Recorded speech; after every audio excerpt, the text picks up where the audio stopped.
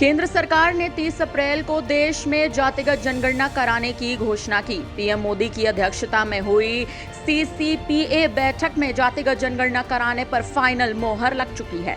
केंद्रीय सूचना प्रसारण मंत्री अश्विनी वैष्णव ने कैबिनेट की बैठक में लिए गए तमाम फैसले की जानकारी दी। उन्होंने कहा कि मोदी सरकार अगली जनगणना के साथ जातीय आधार पर लोगों की गणना भी करेगी।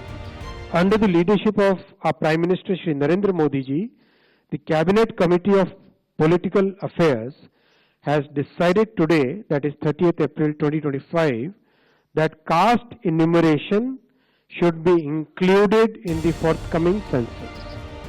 इससे पहले भी कई मौकों पर जातिगत जनगणना की मांग उठती रही है, लेकिन सरकार इन मांगों को दरकिनार करती रही है।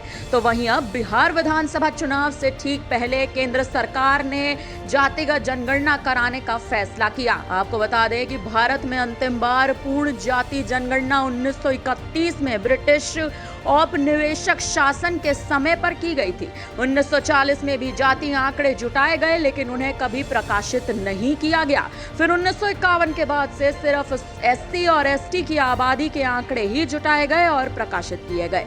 साल 2011 में सामाजिक, आर्थिक और जाति आधारित आंकड़े एकत्र किए गए, लेकिन ये आंकड़े भी कभी सार्वजनिक नहीं किए गए।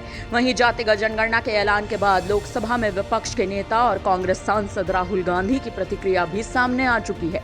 उन्होंने नई दिल्ली में प्रेस कॉन्फ्रेंस कर केंद्र सरकार की जाति जनगणना कराने के फैसले की तारीफ की है। उन्होंने कहा कि हमने संसद में कहा था कि हम जाति जनगणना करवाएंगे।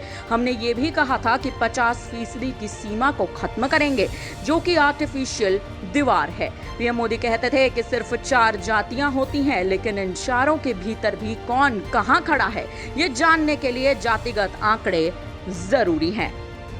पार्लियामेंट में हमने कहा था कि कास्ट सेंसस को हम करवा के छोड़ेंगे, और हमने ये भी कहा था कि 50% की जो कैप है, जो आर्टिफिशियल दीवार लगा रखी है, उसको भी हम तोड़ के हटाएंगे। पता नहीं क्या हुआ, सडनली 11 साल बाद